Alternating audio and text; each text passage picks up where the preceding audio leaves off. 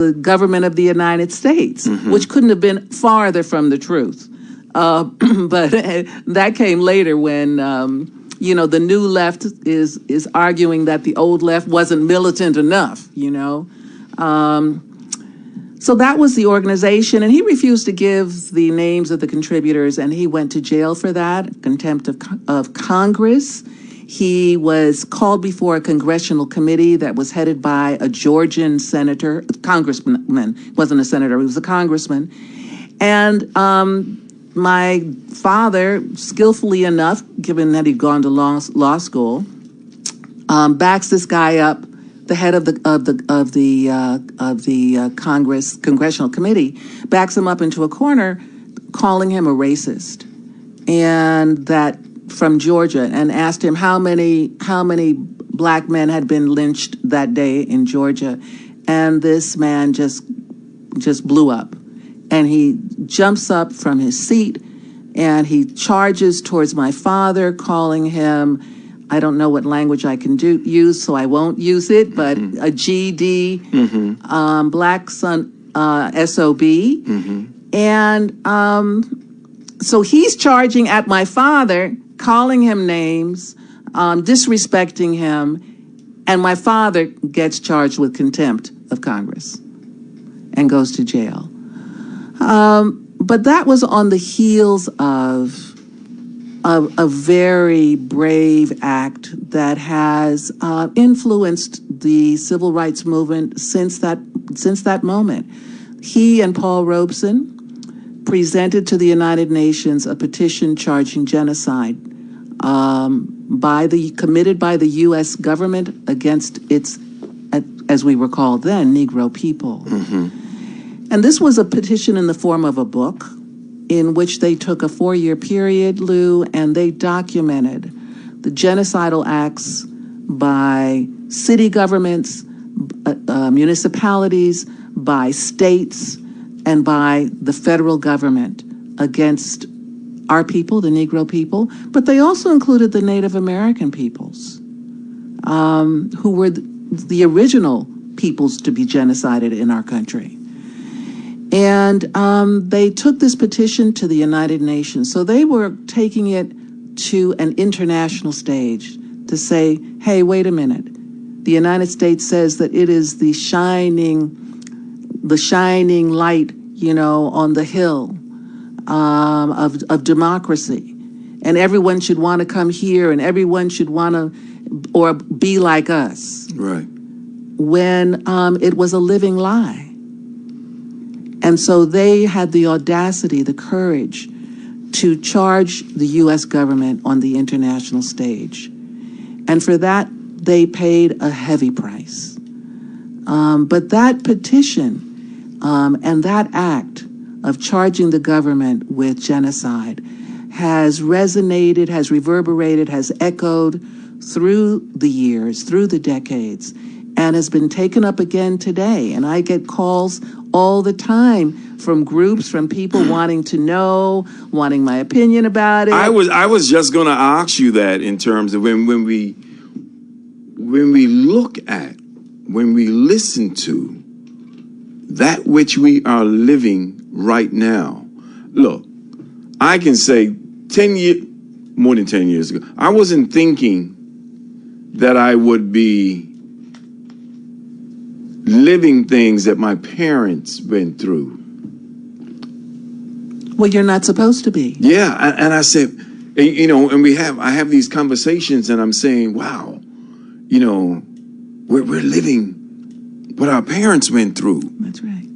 And when you talk about addressing the issues of genocide, our human rights, and I'm just curious, as someone who's been a civil rights activist that you are, and when we look at what would you say to, I gotta place it, my generation, we know it and we've seen it, right? In terms of quote unquote resistance and struggle to this type of thing.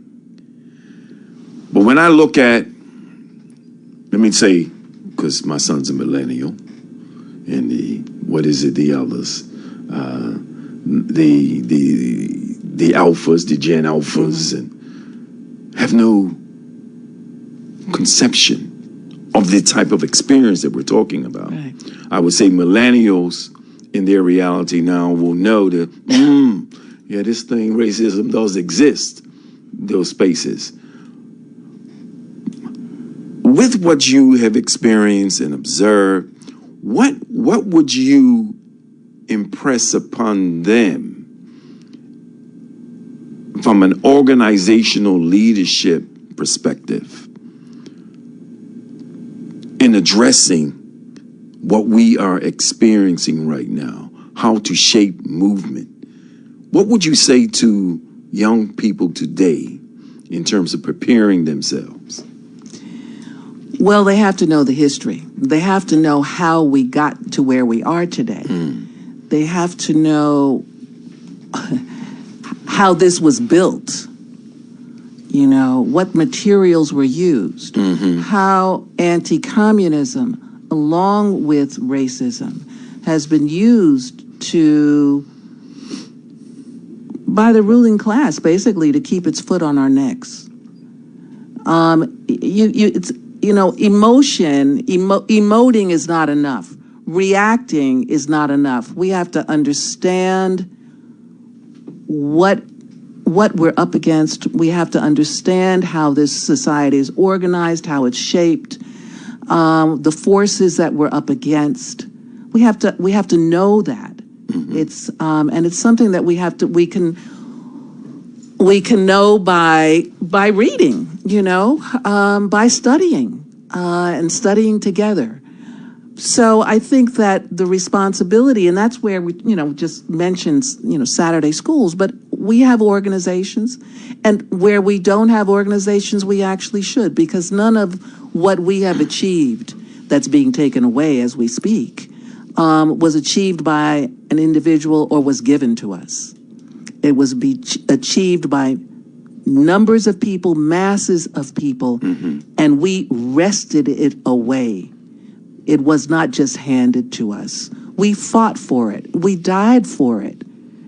And I think the young people, at least, maybe not so much here in Bermuda. I don't know what police brutality, if you have it at all. But certainly not on the scale that we see in the U.S. elsewhere. Yeah. So psychological. It's more psychological in Bermuda. Yeah. Yeah. So in the States, it is, this return to this really raw use of force without any shame, without any pretense at it really being rogue. It's coming straight from the White House. Yeah. It's, which makes it a little bit different than when I was growing up. That what we have now in the White House and those that control that White House, we know that Donald Trump is just a puppet. Absolutely. And a distraction. Yeah. He's like the carnival barker, They're no longer covering over with any kind of veiled, thin, democratic verbiage anymore. Yeah. It's just rank violence, where masked people with guns just snatch you off the street, batter in your door in the middle of the night and grab you in your nightgown or no nightgown and drag you out and throw you into a car. Martin KKK. Yeah. Yeah. Disappear you. Yeah. And no one knows where you are. Just today on the news, they were talking about a 2-month-old. Yeah, I saw that. Who was just deported. So the ante is high now. The ante's really been upped in the United States. And we are looking at the possibility of fascism, which black people always had in the South. I mean, we lived under total control. But now it's being extended beyond the South, beyond the black community. It's now a grab for the entire country, and beyond the country, as you mentioned. We'll snatch a president of another country. We'll go in the middle of the night, snatch him out of his bedroom and his wife. We'll talk about taking over Canada because, well, it belongs to us, right? And so does Greenland and Cuba too. Yeah. While we're at it. And Cuba, I mean, right now, when we look at the human rights violations, the human rights atrocity, you're literally telling the rest of the world, we're going to totally deny you of all the basic needs. The basic needs. This is what we tell our children, shelter, We're going to deny you of this. Food. We're going to deny you of this. And we're not going to let anybody else. And no one right. who has any compassion for you, quote unquote, China, Russia, you dear. It's the threat of. You dear. Yeah. The Caribbean, you dear, your neighbors. Honor them. Yeah. How dare you, Right. So when I see these things and place it in the context of your journey, your story, your history, you're doing your memoir. I mean, what a rich memoir that this is, because when I listen to Dr. Mary Louise Patterson, I see Dr. Eva Hudson. I see E.F. Gordon. I see a Barbara Ball, Audie Simmons, right? Dr. Paulo Camarafego. So when you talk about our responsibility of Saturday academies, these are our luminaries that we need to push forward in the same spirit of your struggle to help our young people to understand the experience of what they are observing right now. Right. Yeah. Callers, I see you calling, but we're listening in this conversation some more. I want to transition, Dr. Mary Louise Patterson, as a pediatrician. I got to go there because you have spoken to the racism that is so prevalent in public health, public care, and I alluded to the report, and you haven't seen the report, and I shared it with you, and you'll get to read it later because I'm looking for a part 2, people. There's going to be a part 2. Yeah, there's going to be a part 2 after she sees that report and we have some discussion and frame it in the context of something, that you have spoken to in terms of the racism in public health care, right? And you speak to it, yes, in the context of New York, but as you speak to it there, I'm saying, wow, this is Bermuda too. This is here. And you're right now, you have an advocacy, or I know in 2022 in the Amsterdam newspaper, you did a major feature there speaking to the city moving toward and other states moving towards a movement of universal health care. So Bermuda, when we bring it up, we're not the only place, right? We know Barbados already have it, universal health care. We hear the arguments, and like I said, I don't want to get too deep into it because I want that to be our part 2, because it is deep. And I believe there must be an advocacy and a movement in Bermuda for universal health care. Give us an overview and your perspective. Well, healthcare should be a right. It should be a human right. It is a human right.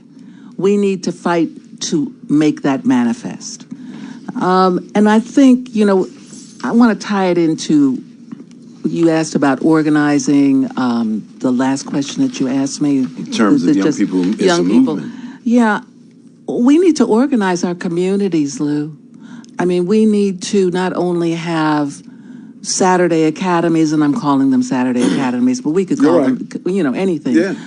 But, I don't know if there's an issue of young people who are caught up in what is considered antisocial behavior. They're called gangs in the United States. Same here. So we need to get back into our community and find these kids. What's going on? And why are we taking the path of destructive behavior when we need to be taking the path of constructive, and should be and can be, And taking doing the path. it as your life shows, linking it to family. Right. So we need to go back to our communities, and we need to start organizing within our community. That's what I believe part of the answer is. It's not the entire answer. No one has the entire answer. I wouldn't even pretend to say that I have it.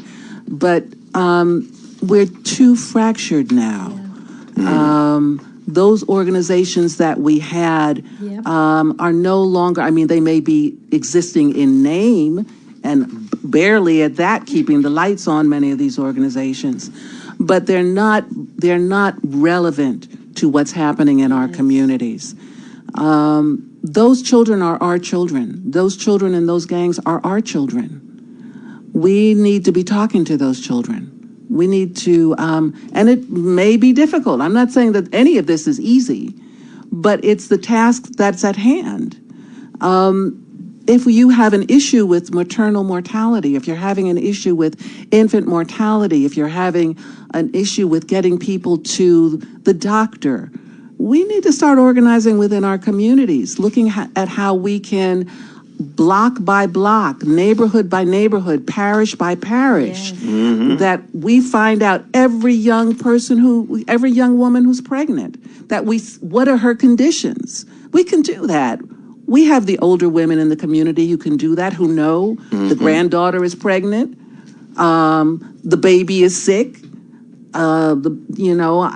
as a pediatrician and talking about public health, I can't tell you the number of children that I would see the first visit in the morning, 8 o'clock in the morning in the office, and the young person is coming in or the child is being brought in with soda and a donut on their way to school because they're leaving me and going to school.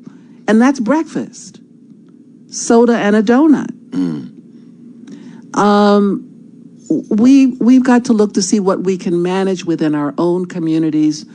We know that we're not going to get help any longer from the federal government. I don't know about here in Bermuda, but we're not going to get that kind of help any longer. That money is gone. Trump has dried that money up, has taken that money away. So what do we control at this moment? What can we control, and how can we take control of that we can control and move it forward? Make a demand. So we've registered all these young women who are pregnant and go to the government. These young women need health care. They need it now. Who is doing this prenatal care? Where's it going to happen? And if we have to sit in, we sit in. I mean, we know, as you mentioned, we know the tactics. We've used the tactics. We've used the actions. We've sat in. We've marched. We've done all of that. We've taken over buildings. We've made our demands heard, and we've had responses.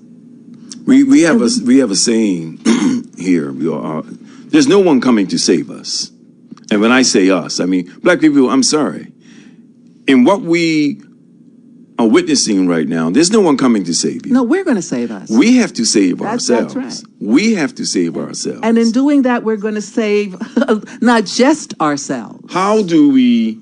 I'm going to put it this way now. I'm going to put this to you, and this is what we experience here in Bermuda. Of course, in the United States of America, you get the Republicans and the Democrats. That mess. We got two-party system here also. We're in the history of our party politics, we're going from white party and the black party, UBP, PLP. It wasn't until '98 that you had a black prime minister. And government. Government, right. Yeah. PLP. PLP still is government. In between 2012 to 17, we had OBA, offspring of the UBP, right? I frame this in the context of when I say no one's coming to save us. Us, as black people, we have a responsibility in the spirit of activism, social justice, to question our government, even if it looks like us. Absolutely. Yeah? Yes. Just because it looks like us doesn't mean it's going to necessarily act on our behalf. No. There are our people, our government, current, has served the people in certain capacity. You'll hear Bermuda. You'll hear Bermuda. Well, you know how expensive Bermuda is. Very expensive, right? Yes. And the cost of living is boasted to the rest of the world.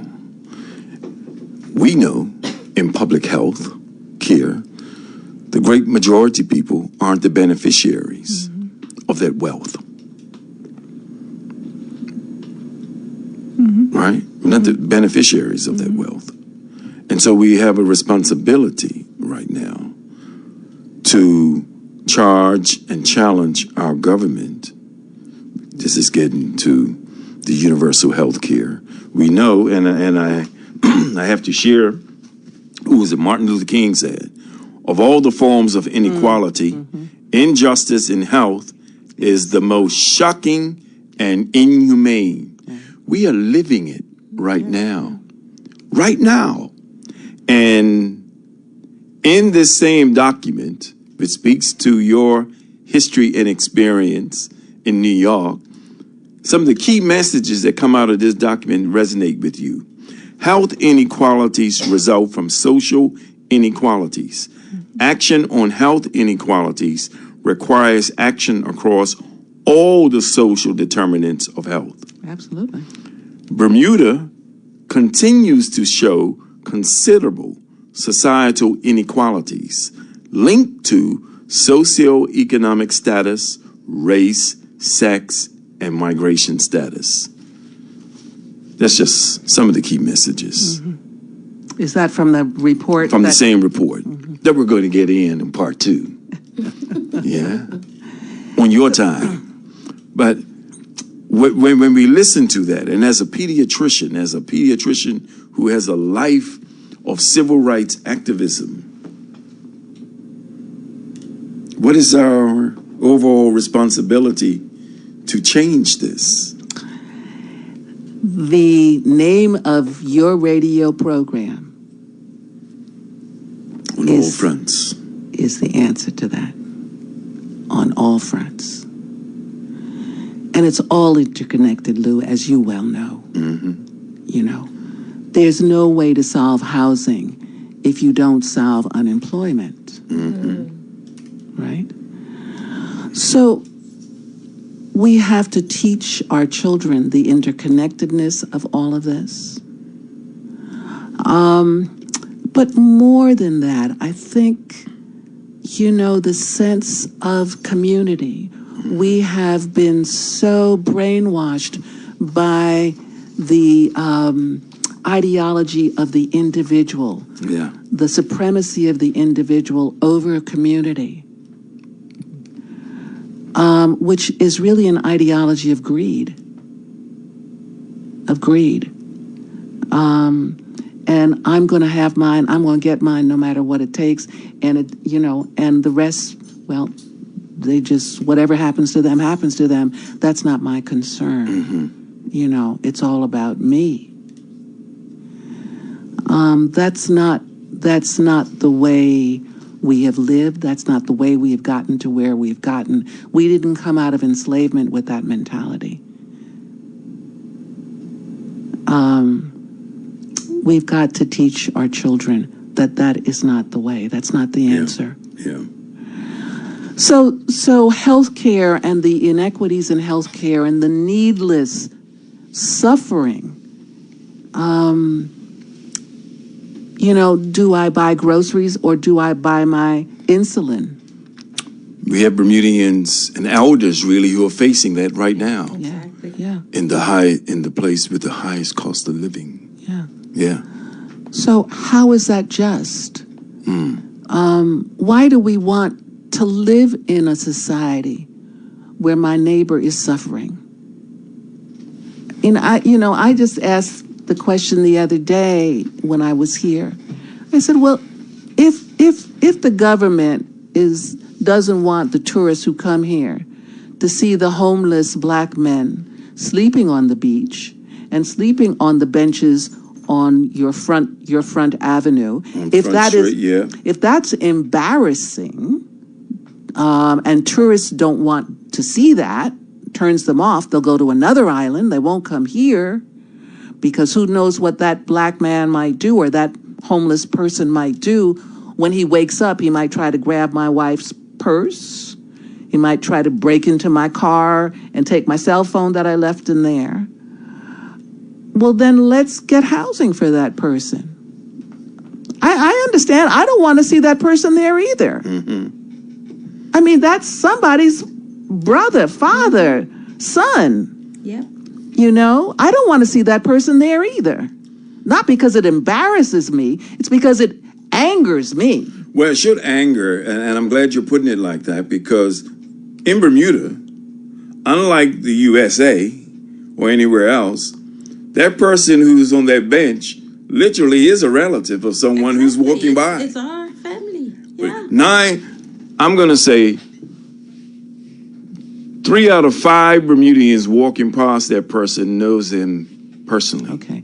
But that person may be in a place where being able to live in community is not immediately possible. That person without help, without additional help. So that means then that we have to be able to provide that additional help, which then gets to the healthcare system, right? So do we have a healthcare system that will help that person become healthy again, become whole again? How do we make that person whole? And what is it going to take? So it seems to me that even as a capitalist, if I'm interested in tourism, because my economy, a great percentage of my economy, or portion of my economy might be based on tourism, if I'm trying to bring tourists here and offer them this paradise, then might not it make sense for me and my bottom line to actually remove that person in a way and return him back or her back to a healthier state so they're not on the street, so that the tourist passing by doesn't see that person and feel somehow in danger? I mean, it just seems to me, even from the bottom line perspective, that it makes sense. Yeah. So to argue to argue that, well, we don't need that. We don't need universal health care. And it's really his fault or her fault that they're out on the street, because I tried and they were stealing from my pocketbook when they were living in the house. And, they were, I couldn't tolerate it. Where is government? Government is supposed to be an entity that, in fact, guarantees the well-being of the whole. Now, that's the purpose of government, is to provide clean water, right? They provide clean food. They inspect the food to make sure that the food that we're purchasing is free of contamination, right? So where's the government? I mean, that's what the government's supposed to do. Well, we've got to insist the government does it, or we've got to take over the government and we'll do it. But we've got to get it done. We've got to live in a way that everybody has a chance. And that's possible. And it will not impoverish the country to do that. What impoverishes the country is when gazillions of dollars are being spent on the military, when one man has $1 trillion and the rest of us don't have anything. That's what impoverishes the country. Actually providing everybody with a decent place to live, clean water, clean air, the ability, the basics. The basics does not in any way impoverish the government. It actually makes it even better able to function and provide. So, people seem to and I want to get your perspective on this here, because people use the cost of living in Bermuda, the expense if place that Bermuda is, as a rationale or justification of why universal health care will not work. And I said, that's garbage. And it has prompted me to look at all the places who are living with universal health care. Well, we will do a part 2, and we're going to get into some of the details of universal health care. I didn't mean to cut you off. No.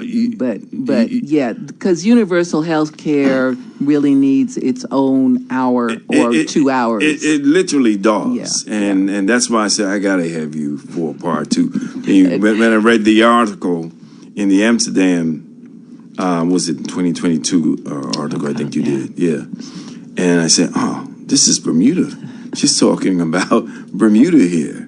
But and I got to ask you this, given that you got a new mayor, so who social democracy, I would think. Democratic socialism, sorry. I do believe he too spoke of universal health care. He did. He started with universal child care, which actually we are going to have. Mm-hmm. He's also talked about making the buses free. Right. But he has also talked about universal health care. And there is a law pending and has been pending for a number of years now in the New York State legislature that would bring universal health care to the state of New York. So it would be just the state of New York providing it for everyone who lives within New York State. Citizen, non-citizen, doesn't matter. And the economics of it, the finances of it has been worked out such that there would be tremendous savings.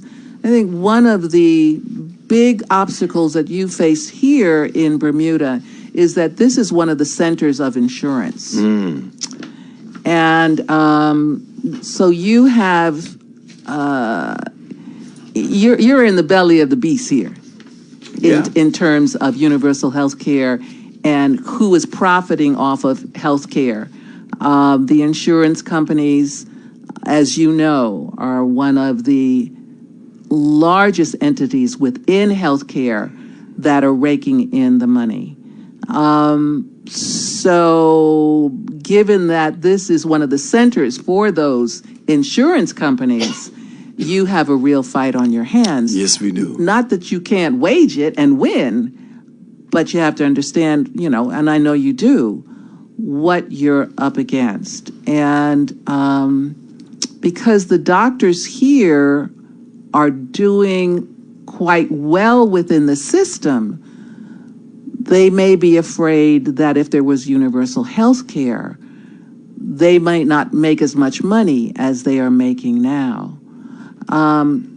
But that's a part of a different discussion, and we don't have enough time now to get into it. Yeah, I want us to save that one, because we will go there part 2. Yeah, and I'll bring some reinforcements of those who have a greater depth of knowledge about it to support your position that you just made. And it is something right now that's deep on the minds of Bermuda's people. We have people who are leaving this island to go to the UK To get health care. for health care. Right. Because they're Giving up their homes, the basic. Some are selling their homes to relocate. Seniors, all their lives. Yeah. That's what we're facing here in Bermuda. Yeah. Right?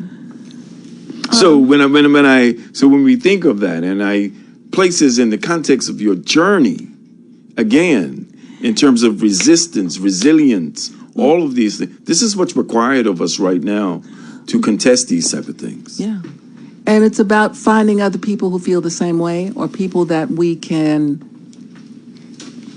talk with and enlighten to see the benefits of universal health care and how those players within the system, the doctors, the providers, the hospitals, the clinics, the insurance companies, the pharmaceutical companies, etc., all the players in this, to figure out, and it is highly possible. I mean, if they can do it in almost all the countries in Europe. Yeah. But do you know there are about 20 some odd African countries that have some form of universal health care? Yeah. I got a listing of all the countries. Right. Some And of my papers I do too. I've been listening to them. Because it's part of one of the talks that I give. Just the numbers of places that have universal or some form of government health insurance or universal health care. So it's possible. It's not impossible. And those people in France and those people in Germany and those people in England and those people, they're not coming here for the health care. No, they're not. Well, okay, why not? But our people are going there. Yeah. So right. So our people, our young people are going there. So yeah. So there's something wrong. So there's something seriously wrong. Yeah. Something seriously wrong. Well, look. So I just let me just say, I just got to let the listening audience know. We have, I let Dr. Patterson know 9:30. Because I could, boy, you know how deep I want to get into this. But I'm being disciplined. I got to be disciplined and respectful of your time. And there's some questions. I want to bring some to the listening audience. Have your questions for Dr. Mary Louise Patterson. And keep in mind, we have 15 minutes of our time that's left. And we'll do our last half hour, close out the show together, listening audience. But at the same time, keep in mind, there's a part 2. There's going to be a part 2, inclusive of curb support. Yeah. Do it the way we do it. Webinar format, all of that there. And we encourage you, the listening audience, sign up, register. Matter of fact, have your questions prepared, because we want that type of exchange Q&A around this important subject matter. All right. And also, if you haven't read the Chief Medical Officer annual report 2 years ago, read that too, Bermuda Public. It has yet to be discussed and acted upon to the public. So we're going to be patient, and we're going to take you, the listening audience. Lost you. Good evening, caller. Yes, good night.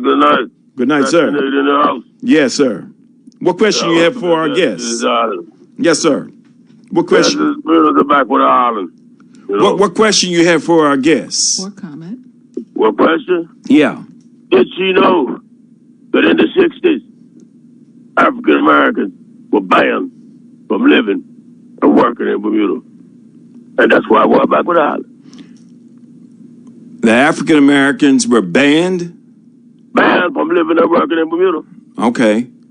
Because that's why I went backwards. All right. You don't know we need 26% of your revenue must go to the welfare state. All right. We don't know that 13% of your revenue must go to the military. Right. We don't know that. We need to have a governor, and we need to have somebody from the Senate and some from the Congress to represent in the House of the U.S. Congress. Because this Westminster system is corrupt and illegal. So your solution is that we replace the Westminster system with what is in the United States. Become a part of the United States. That's your argument. And every island in the Caribbean. Okay, I'm gonna have our guest respond to that as someone who has lived the life to the left. When you hear replacing, of course, our Westminster system with Great Old America. So you want to implement? You want? He's gone. He's gone. Okay. Yeah. Mm-hmm. So if I'm understanding, you're saying that you, instead of having the British system of governance, that you want the United States system I think in terms of what Trump said is it can take over Greenland, and that was a ripple effect because Fox News said, well, Bermuda, you too. Right. Well, it would seem to me as a Bermudian that you'd be fighting for Bermudian sovereignty. There you go. and for the independence of your country. She's old, caller. Right, and the ability of your country to be recognized as a sovereign nation with its representation in the United Nations amongst the nations of the world as a sovereign nation. I don't see the need for Bermuda to be a 51st state or 52nd state of the United States at all. You have your own history, and a proud one at that, in terms of your history of struggle. So why would you want to give that up to become a part of the? I don't see the necessity for it. I don't really, and you'll have to pardon me, because it sounds like I'm challenging. It's okay to challenge. That's what we do on all fronts. Oh, okay. But I don't see that as the answer for the issues that you might be confronting here in Bermuda. I don't think the answer is to join what is now a country that is almost imploding, a country where the takeover of the government by corporations is almost complete. Yeah. Why you would want to join a country where there's, where our civil rights and our human rights and our democratic rights and the Constitution of the United States is being abrogated every single day. There you go. We're so that's like what did Malcolm say? I mean, that's like trying to jump aboard a sinking ship. Yeah. So I don't think that's where you want to go. I don't think that's the answer for Bermuda. I think you fight for this. You fight to make this better. You fight to make it work for everyone, every Bermudian. That's the responsibility, not to become a state of the United States. There you go. Caller, I appreciate your patience. Go ahead. We are talking to Dr. Mary Louise Patterson. We have Stacy, also of Curb, in studio. Go ahead, caller. What's your question? Hi, Dr. Patterson. How are you tonight? I am well, thank you. And how are you? I'm fine. Welcome to Bermuda. Listen, we have more in common with the U.S. than maybe you may think. You just said that the U.S. government has been captured by moneyed interests, by an oligarchy, for example. And it's quite clear that's what's happened. There's also an oligarchy that has a consciousness around what I would call the ideology of white supremacy. So it's all bound up here. Absolutely. Now, Bermuda is a critical node in the U.S.-dominated financial system that spans the globe. Okay? After Reagan and Thatcher gave permission for Bermuda to have a tax treaty, it became one of the greatest tax havens in history. Of course, we don't call it that. Matter of fact, you're looked down upon, or you're ostracized if you dare even use those terms, a tax haven. So we have a financialized economy, just like you do, just like the UK does, and in many parts of the global north, And as a consequence, you have eventually oligarchy produces a political system that essentially turns into a uni-party. And so one party may project promises like the present government did, which is a black government. But once you win the government, those promises, especially those with respect to those from lower middle income, are really addressed. So let me give you an example here. Not too long an example, because I wanted Dr. Patterson to get a question in from the next caller. Yeah, I get it. And I know your argument, and I have you in mind for part two. Okay, but hold up a second. No, so like I say, and I will cut you off because I want to honor her attention to the next caller. Go ahead. So today's paper, you have the college economist Craig Simmons, who urged David Brush's government to shy away from the Oprah Winfrey mindset of dispensing favors to working class people. He's talking about black people, and he's black himself. He's a former lecturer at the Bermuda College. That's the mentality we're dealing with here.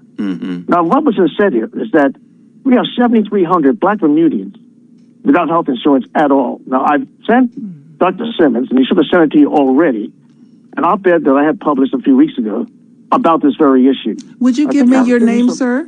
My name is Rolf Mr. Rolf Commission, and I'm going to share with you the article that he's talking about. So, I'm trying to get him to be patient for part two. Yeah. Well, that's great. But and it's nice to have you here. But that's the sort of the background. You know, massive rise of income and wealth inequality here, and you know the downside of what that produces. Right. But we have, in that sense, we're very much tied at the hip with the U.S. Yeah. And we can continue on at a later date. So are you arguing to be a 51st state? No. After what I just said to you? I had to answer that for you. Absolutely not. No, not this one. No. The one before him maybe, but not this one. Right. Nah. Right. Sister, let me tell you about black Bermudians, okay? Okay. They mimic white Anglo-Saxons. Yeah. Okay? That's what they do. No, it's not with all of them. But the cultural imprint here, that sort of Protestant-derived, view of the world, so everything is about moral failure. The guys on the street that you sort of saw, they're there because it's their own fault. It can't be individual failure. Yeah. That's right. And so, for example, there are 1,100 and some odd Bermudians without help. Who are homeless right now. They have a homeless charity. Out of a population of what? 62,000. Yeah, but wait now. No, but wait. They say. Out of a black population that's lower than that. Well, the black, I haven't given you the relevant stat yet. So out of that 1,100 people who are homeless, 92% of them are black Bermudian males. Not even black Bermudians. And that's another issue. Okay? In Bermuda right now, $700 per square foot to build a house. Although I hear now it's going up to $1,000 per square foot. Yeah. So in some ways, health care is a privilege in Bermuda, not a right, as is housing. That's where we're at. That's what happens when you get into a financialized economy. Bermuda's GDP per capita is $138,935. Okay? Most of that is going through IB, what we call International Business, the Offshore Financial Center. And I'm sure you heard Dr. Patterson address, we have an uphill battle recognizing the role that corporate Bermuda plays in our healthcare system. Yeah. And they have free healthcare, I might add, against a backdrop of 7,200 absolutely black Bermudians without it. Yeah. Now, we made a commitment in 2018 to universal healthcare. I helped push that into the party's platform, along with the living wage and a few other things. We had about 10 months when the Minister of Health and myself backing her up made a push to raise a consciousness amongst Bermudians, particularly black Bermudians, about the need to move in this direction. Again, it was in the party platform. After about a year of that effort, it just went right off the radar screen. I want you to hold that position, because I'm going to be sharing with Dr. Patterson your article that speaks to that. And it is a subject that we fit into part 2, because Well, you probably have to give her at least 2 or 3 articles over the last 2-3 months. Don't you, too? I'm sure. It's nice to Thanks have a you, lot. sister, and Well, thank you very much for calling in and for that information, because we're certainly in sync. Yeah. I know. Good night. Good night. He's not for the 51st state, I can tell you. You know, in wrapping up this time, 90 minutes has gone by quickly. And if there's anything you're doing your memoir, and you've chosen a beautiful place to do a memoir in Bermuda.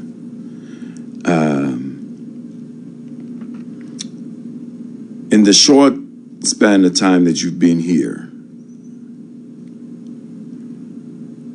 what jumps out at you the most in your short stay here in Bermuda, as you reflect and look at it through the lens of your historical journey, yet writing your memoir, as someone coming out of the black radical left, doing a memoir in the far, far right, right? In the far, far right, that is Bermuda. Well, I don't want you to think that I'm shying away from answering the question, but I really have had limited exposure since I've been here to life here in Bermuda. But, you know, the few times that I've gone to the grocery store, twice, the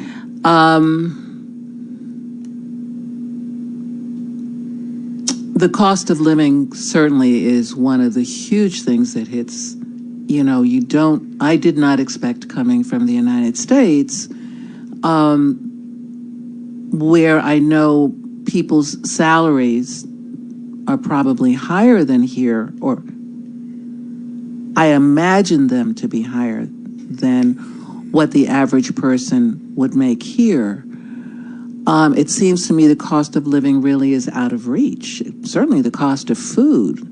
The cost of food is the same as in New York and higher for some items, quite a bit higher.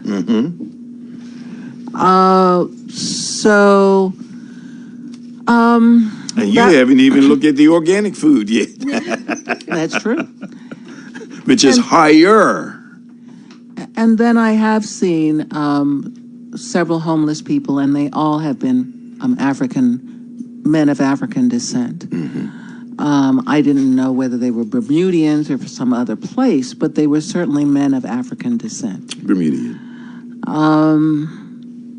So those are the Black Bermudians. Yeah, definitely. those are the observations that I've had, which tells me then that racism isn't a real issue, is alive and well here in Bermuda. And the structure of the economic system is such that unless you do something, it's going to continue the way it is. So that you have a job on your hands. You have some struggles that need to be waged. Yeah. And to convince the African American community that they would benefit from having universal health care, that would be one less bill. I understand that the argument, I mean, we have to be creative about how we present the argument. But I think we should be able to win the community. But I don't know enough yet about Bermuda to know, I certainly would not want to give any advice about how to do it. But organizing within our communities, I know, and we've always known, on the plantation, it takes organization, and it takes knowing, it takes study. Yeah. You know, you really, like the last caller was talking about, you know, what are the numbers? How are we affected? And everybody knows somebody who can't afford the medicine, couldn't make it to the doctor because they didn't have transportation. They didn't have the doctor's fee. So we're fighting the same battle in the States. But when you ask people whether they should have health care, whether people should have health care, when you ask a question like that of the majority of the people, most people say yes. Most people don't say no. They say yes. People should have health care. So I want to just interject one yes. moment, because you're talking about healthcare so much, and my life would have been a lot different if universal healthcare was around, because I've had a child that's had cancer 3 times. And insurance, although I had a job, although I had major medical, it didn't cover everything, because he was $1 million baby right away, like, you know, with his illnesses. And also when he transitioned from 24 and out of university, he had no health care anymore. He couldn't be on my insurance anymore. So I was terrified of what was going to happen. So we can talk about it more the next time, but I just wanted to throw that in, is that, you know, universal health care. So these are the stories Yeah. that when we tell and when people share with us their stories, we can try to help. Yeah. It illuminates for them how universal health care might have been different, might have saved their loved one's life, Yeah. or saved their loved one from suffering. Yeah. So, yeah, it's a battle. It's an uphill battle, and it's a battle for the minds of our people. And you know, Amilcar Cabral said, you know, the most potent weapon our enemy has is our minds. And You know? you grab the mind of the children. Is our minds. Yeah. So I want to thank you so much. This has been a real treat, but also a privilege for having me on your program. And the work that you do is really inspiring. And, you know, I wish you many more years here doing it. Well, I just thank you. Like I said, reading your story and listening to your journey is an inspiration. And I deliberately wanted the listening public to hear part of your journey, to hear part of your journey, that your journey is our journey, as we have articulated, that we can see ourselves in part of your journey, especially rooted in the role that family and community play in the change agency that we say we want for our lives. And how we have to, you know, in terms of this individualism, that you cannot arrive at a collective consciousness and way of life if it's just about you. That's right. Yeah. Yeah. And your life is enriched with the role that family plays, community plays. It's made me who I am, as you pointed out. Yeah. But thank you, and thank you to the audience, the listening audience, in supporting this show. And I would be delighted to be invited back again for part 2. Yes. Looking forward to it. And like you said, we're going to make sure that you have all the reading material and any questions you have, because we're going to get deep into this important subject matter, which is a right. Yeah, it is. It is a right. It's a human right. It's a human right. And with a population that is aging, with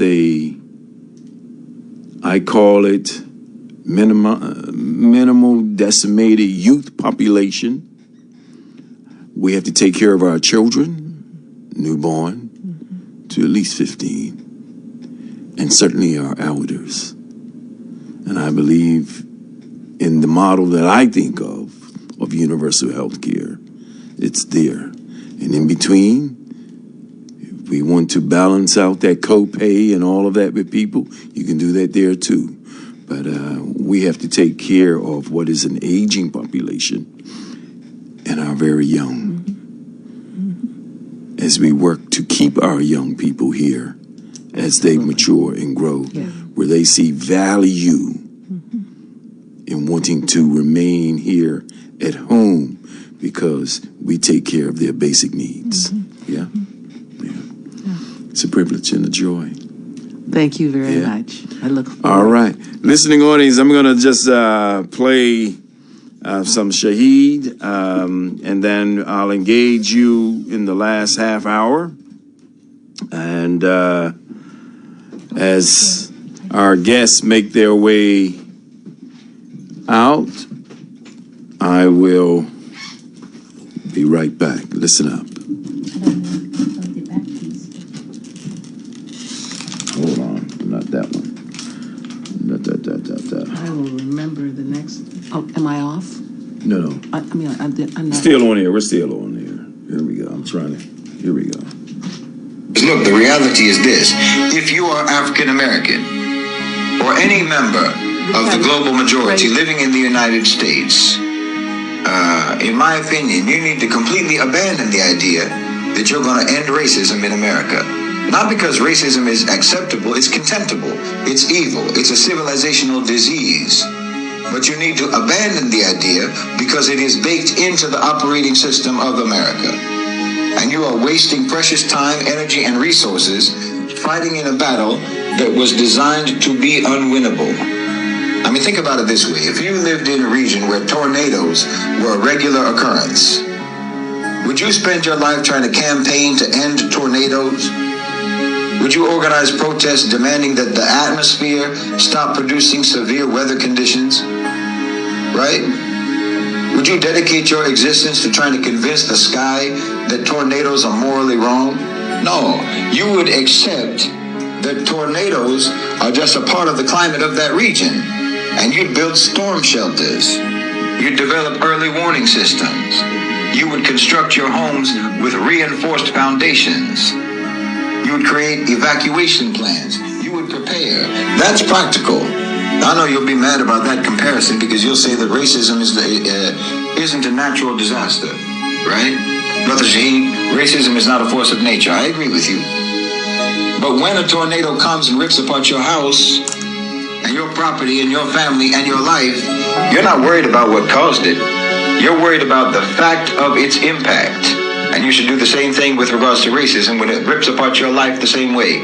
Because white supremacy in America is a permanent feature. It's a permanent feature of America. It's a permanent feature of Western society, of so-called Western civilization. It's as much a feature of that as just as much as tornadoes in Illinois, or blizzards in North Dakota, or earthquakes in California. You know? You can tread as lightly as you want in San Francisco, but that's not going to stop the tremors. They'll still come no matter how lightly you walk. You understand me? You're not going to eliminate racism in the West any more than you're going to eliminate rain in Seattle. It's not going to happen. It's a part of the weather system. It's a part of the weather system in America. It's a part of the environment. It is the climate of the West. So don't take my example of a tornado as me saying that racism is natural. No, it's unnatural. It's absolutely unnatural, but it's also structural. It's engineered, and it's maintained by foundational civilizational incentives.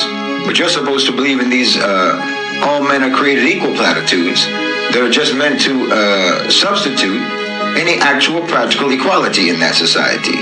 That's why ending racism becomes the perfect moral treadmill. You run, you sweat, you suffer, you post, you march, you beg, you vote, you educate, you plead, on and on and on. And the machine of Western society, that machine just updates itself. They patch all the holes, they rebrand the language, they, hire a diversity officer and keep doing what they were built to do, what that system was built to do. And you don't understand how you've been on that treadmill You've got tens of thousands of steps in, right? You've been on there for hours and hours and gotten nowhere. For years and years, for decades and decades, for centuries. And again, I know what the indoctrinated response is going to be. The program response is, if we just accept that racism is permanent, well, doesn't that constitute just giving up? Isn't that a hopeless position? No. No. What you are doing by trying to chase the end of racism is actually surrendering. You're surrendering your agency. You're surrendering your agency to people who have no intention whatsoever of ever treating you as equals. You're making your survival completely dependent upon your oppressors having a moral awakening. That's surrender. You're betting your children's future on the goodness of people who have given you no practical evidence whatsoever for centuries that they have any good in their hearts towards you except what you yourself project into their hearts, in your head. That's the hard truth. And waiting upon unfair, biased, bigoted people, a bigoted society, to have a moral awakening, but they're not even asleep when they do what they do. No, they're wide awake. Their eyes are wide open when they do what they do. And you're waiting for them to have a moral awakening. They're not asleep. They know what they're doing. Waiting for them to have a collective change of heart. But that's not a strategy for liberation. That's a permanent psychological captivity that you are choosing to trap yourself in. Like I've been saying, you need to understand how morality actually works, practical morality, versus how America pretends that it works. In a real civilization, moral principles aren't just decorations. Moral principles are supposed to be, like I said before, it's the actual structure, the actual architecture of your society. It's the foundation, the walls, the roof. That's what protects you from the elements. That's what makes civilization possible in the first place. Your moral values, that's what makes it possible. They're not ornaments. Moral values aren't ornaments, you understand? It's supposed to be in your bones, not on your clothes, not just on your t-shirt. I've told you before, what America actually operates on is nothing but raw power dynamics, law of the jungle, the law of capability. If you can do it, you have the right to do it. That's how it works in America. If you have the power to take it, then it's yours. If you have the capability to inflict something, then you are entitled to inflict it. And if you're too weak to stop it, well, that's your problem. This is the system in the West. Your safety is your own responsibility. And the strong have no obligation whatsoever to restrain themselves from exploiting you. If they can exploit you, it's their right to do it. That's the actual operating system in America, in the West. And you need to know the way that your society actually functions, and not the lies that they tell you about how that society functions. Or you're not going to get anywhere. You're never going to get ahead that way. Just trudging away on that treadmill, like I said. And while you're doing that, while you're trudging on that treadmill, you're not building power, which is what you need. You're not creating alternatives, which is what you need. You're not developing functional independence, which is what you need. You're trapped in this cycle of appealing to power, then disappointment when you don't get it, then outrage, then more appeals, more disappointment, more outrage. It's an endless loop. That endless loop just keeps you psychologically dependent upon your oppressors while they continue doing exactly what they have always done. You understand me? With you sitting at some diversity workshop trying to convince people to give up their entitlement, to give up their privilege, because it's the right thing to do, you think that has any currency? I'm telling you, as long as you keep giving Uncle Sam the benefit of the doubt, you're giving Uncle Sam no doubt that he never has to change. Because look, the reality is this. There you have it. Shahid Bolson, favorite of ours on all fronts. And we were talking, conversation with Dr. Mary Louise Pedersen, pediatrician, retired, and her civil rights activism in the United States, China, Soviet Union, Cuba. Yeah, she's had a fulfilling, enriched life. Now here in Bermuda for a short span of time doing her memoir. And we look forward to reading her memoir. Those of you who may have an interest, she also, the book, Letters from Langston Hughes. You may want to get that book and read it. It's interesting. Letters from Langston, from the Red Scare to the Harlem Renaissance and beyond. You can get that on Amazon. So anyone who has any perspective on what you may have heard, and like I said, we will be doing collaboratively with CURB a webinar with Dr. Patterson next month discussing universal health care. Of course, that's still sitting on the table of our government. And so we want to make sure that we are well prepared for the arguments pertaining to universal health care. And we'll be having Dr. Patterson and some of our own practitioners who will be a part of that conversation. But go ahead, caller. Thanks for calling. Your health insurance is Yes, sir. welfare for doctors. Say it again. Health insurance is welfare for doctors. And all they're doing is stealing their money. Yeah, that's what she was saying. She was saying it's about profit. For many it's profit. $10,000 from I'm taking paying $10,000 to these doctors, Mm-hmm. and they only take about 1,000, not even that. Yeah. It is outright scam. Yeah. All of them needs to be laid down on the ground. Well, Straight up. our healthcare model mirrors that in the U.S. So when we look at just like these lawyers, Yeah. they charge you and they lose the case. Mm-hmm. If you lose the case, I don't have to pay you. You understand? And when it comes to your pension, you can sell your pension for a lump sum. Right. AC Redworth. But in this Blackwood Island, these crackers round the corner won't keep your money. So we got to change something around here. Yeah. They can't even say crackers down there because they're all a bunch of lazy fucking chumps. And okay, I'll talk to you later. Have a speech down there. Good night. You're on all fronts. Good night. Good night. You're on all fronts. Good evening. Good evening, sir. Yes. And looking at how you look at a conclusion, well, we have to identify ourselves, have some interest in ourselves as a black government. We are emancipated from slavery. Now we are politically emancipated. We have a right as a group of black representatives from government. Mm-hmm. PLP represents the black population.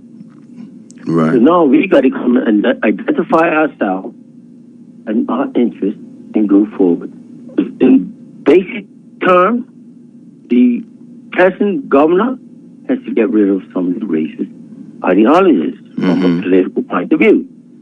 So if we just look at ourselves as you being a gentleman of the, being a spokesman from the talk show, you should be able to identify us as being coming together. Which is what we said earlier. You just came on, right? Yes. That's what we said earlier. Like the point is, we're going to come together as a people. That's what we said earlier. That's what we said earlier. Let me take the next caller. But no, We said how you go about doing it. Yep, we got to come together. Yeah, that was one of the number one statements. Yeah, we have to not see it as individuals. We must see it as our collective consciousness and will, and see it, especially when we're talking on our health care, that it's our basic right. Good night, you and all friends. Turn your radio down. Dr. Lou, how are you? Ah, thanks a lot. Yeah, I'm doing well. You still hear me? I hear you now. Yeah, I hear you now. I wanted to come on while she was on. I just caught her, right? Right. But when You got your radio on in the I'm background. gonna There's turn it some. down, just a minute. Yeah, there's some feedback that's coming back in our ear. It's better. That's much better. Go ahead. Then you all were talking about the men that are on the street. Mm-hmm. But what I wanted to say to her was this: a lot of times those people don't want to be in any enclosed facility. They don't want to be in there. I know because I had one. Right. And Right. the point is this. And then, of course, there are some relatives who have the other relatives on the street. They don't want to live with their relatives either. Right.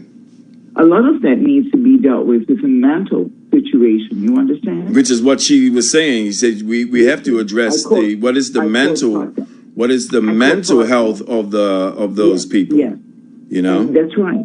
Yeah. Exactly. And that's what I'm saying. I was trying to catch up with it.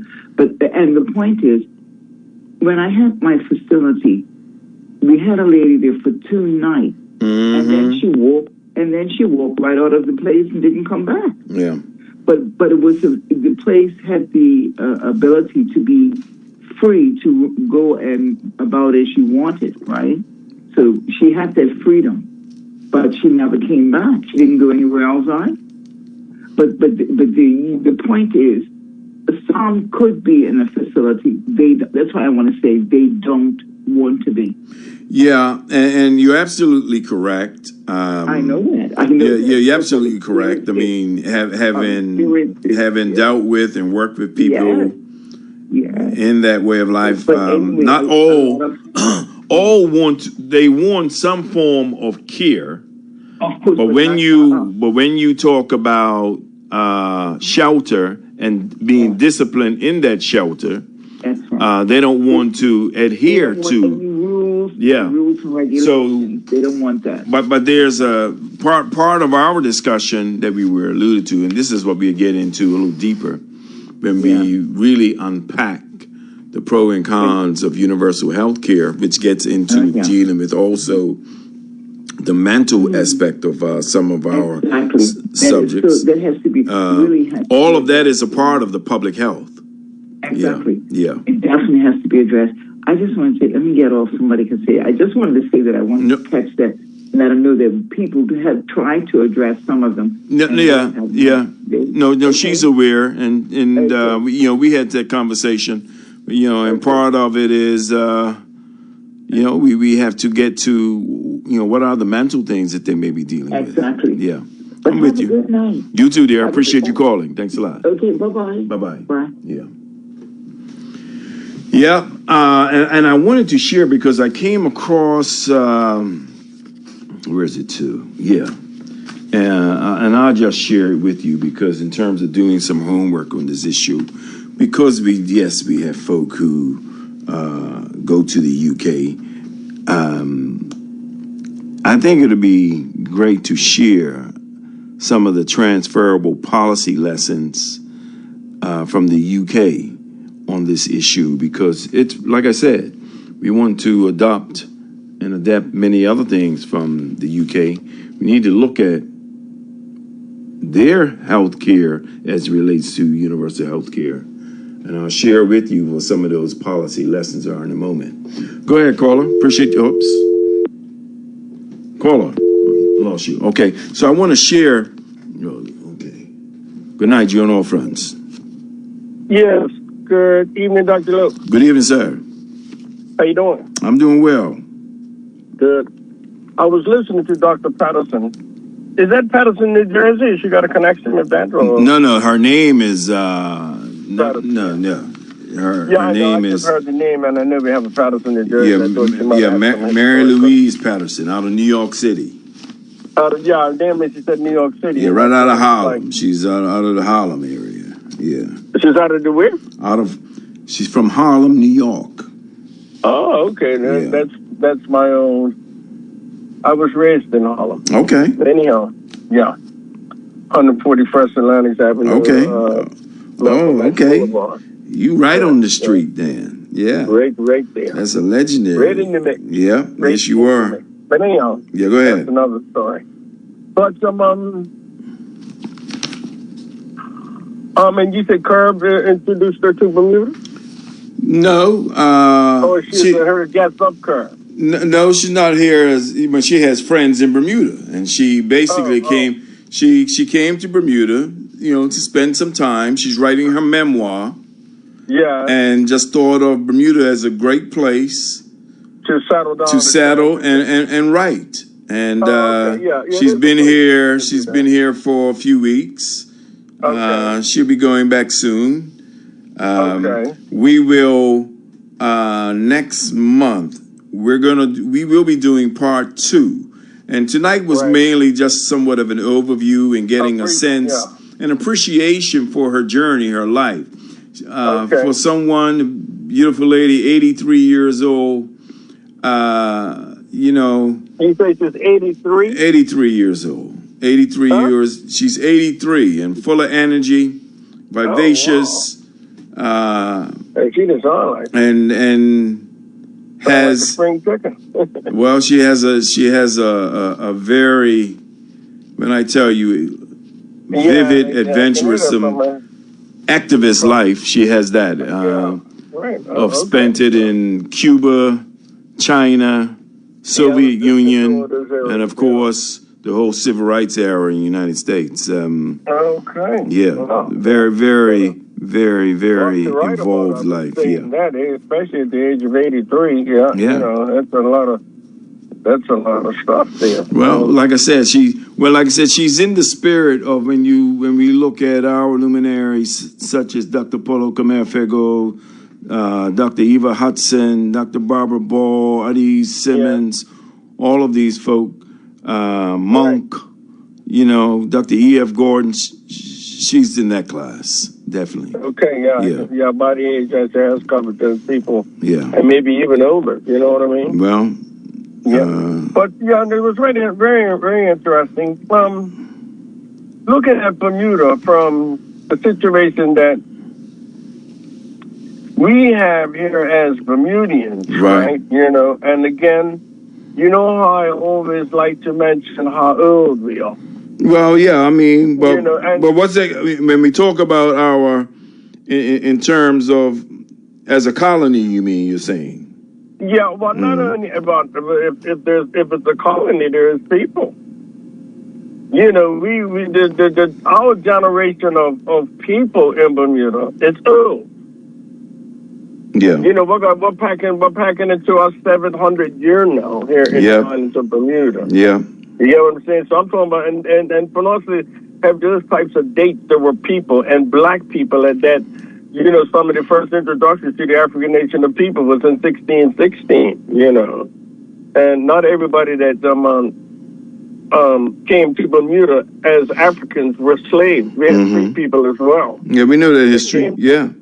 Yeah, so I'm speaking from that terms of old. You know, so, and I go, you know, we did pull ourselves up from our own bootstraps to where we are now, the government of the island, you know, and the people, you know, the African, and that was something they wrote about some time back. They wrote about despair of, you know, the people due to the fact of our population.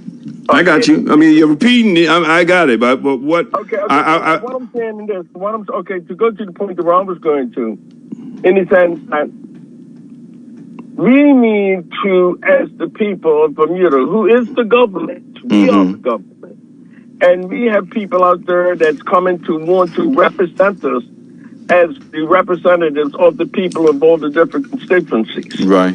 And we, as the people, need to make them people, or they would be under the respect that they are working and doing for what we see fit for us as the people of Bermuda. Well, that's why that as the people, as you're saying, you hold your elected officials responsible for your duties and works. And the work in which they are doing or has been given the opportunity to do by the vote of the constituency and, of course, the government, that is the people's call. All right. And when it comes to that, the situations that we see ourselves in, you know, in which some of it has been put in by past governments, like where we now see people sleeping on the streets of Bermuda, right? Now, you know, back in... Now, look, I got to take the next call. I got one more caller that I got to take. Okay. And it's an overseas one. Thanks a lot. Yeah. Good night, you on all fronts. Yes, good evening, Mr. Lou Simmons. How are you today? I'm doing well. Good evening to you. You the last caller. Go ahead. Oh, okay. You were talking about people, the good show. I came in late. Thank you. I don't like to come in late on it. but it was very good. Thank you. You were talking about people leaving Bermuda to go over to England for the health care system. Yeah. And I pray that I don't have to leave Bermuda for that. And that's something that we were, we did address that earlier in the show in saying that, when you think in terms of your people leaving, they're leaving because some of their basic human rights aren't being met in Bermuda anymore, and especially as it relates to public health care, right? So those are the things that we have to improve, and we're going to have in next month conversation part 2 with Dr. Patterson, and I want to involve those who, and when I say those, physicians who are against universal health care. I want at least one person. And yeah, we have one or two physicians. Okay, got you. We have one or two general practitioners who are against.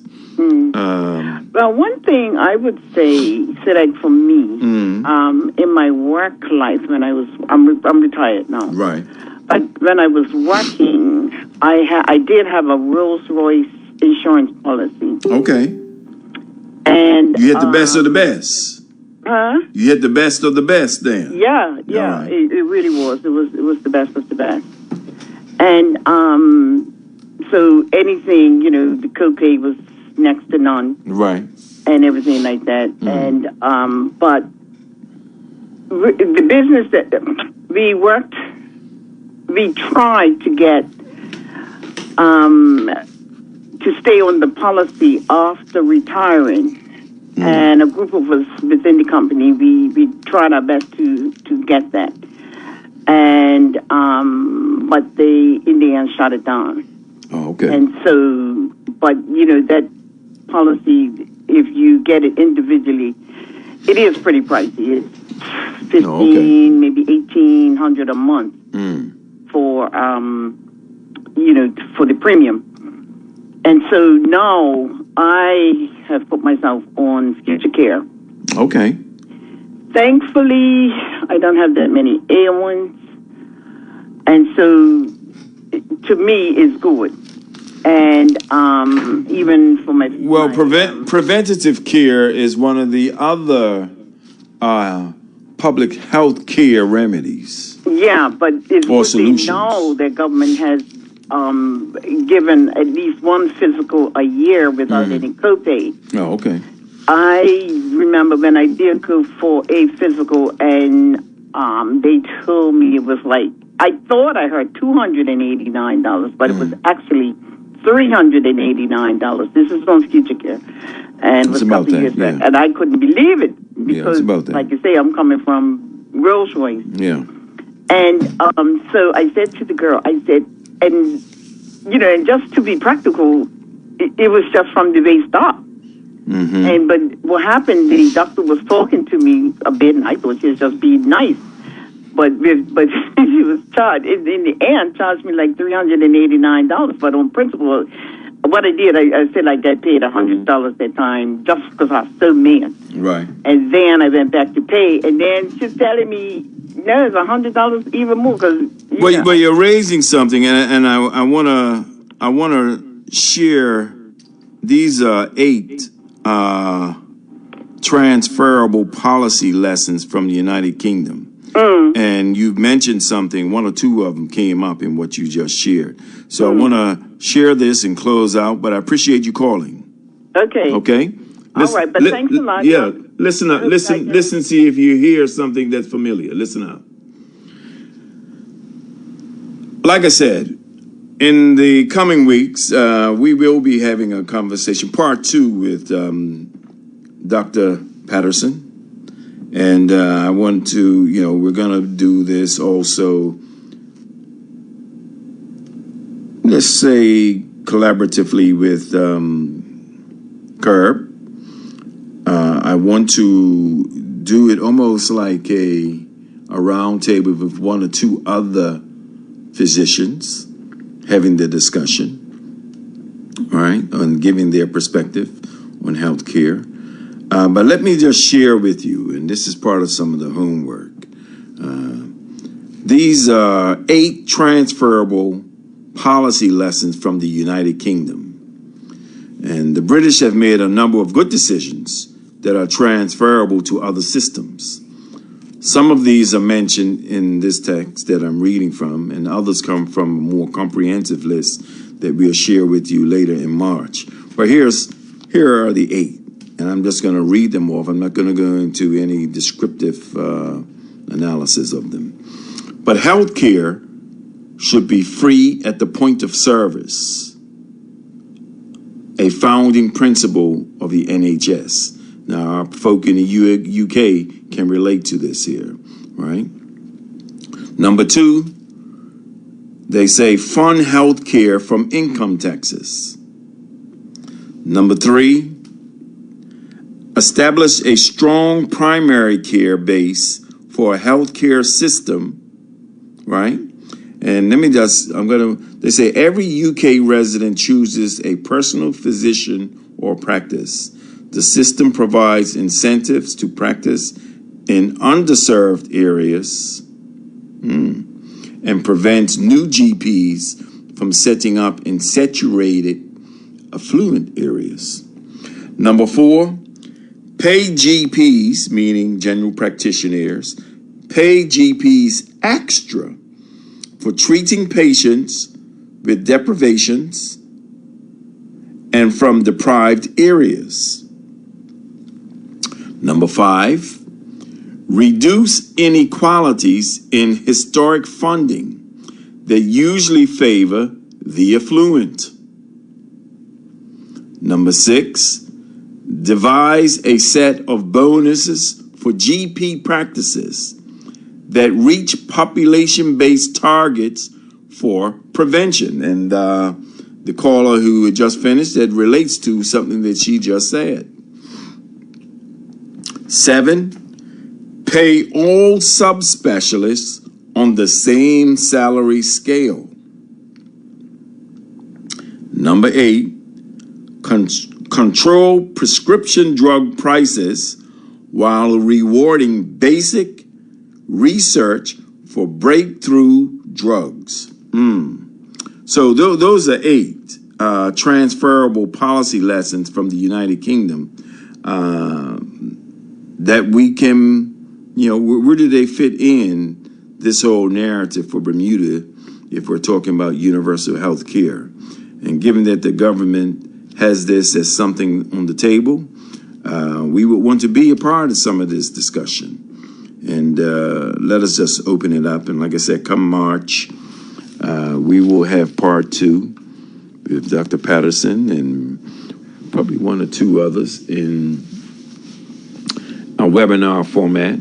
We'll do the registration, all of that. Those of you who want to join in online and pose your questions to the table of people who are discussing it. And of course, those of you who do not register, you're listening in on the radio, and we'll do what we normally do. We usually host that for about 90 minutes, and then we open it up to you. But an important subject like that, I may even go a half hour over. We may go 10:30 that night. Let's see. So on that note, it's 10:10, and I appreciate you all tuning in. Very important subject matter. Like I said, when we have guests who are established in their research and so forth and have written, we like to have the conversation with them and get as much out of their expertise and knowledge and skill set in the 90 minutes to 2 hours that we have. Okay? On that note, people, shout out to condolences, of course. Yes, to our sister, Ciola. May she rest in peace. Blessings be upon her and her family. Certainly her family. I know this is a difficult time, as it is a shock for many of us. when I tell you we've lost a critical mind, a deep critical mind. And yes, all of the tributes have gone in and made on Ciola. We all have a story of Ciola. But hey, lift her up, right, as the ancestor that she is now. And prayers for the family. Keep the peace, people. Bermuda Live on YouTube. Subscribe now.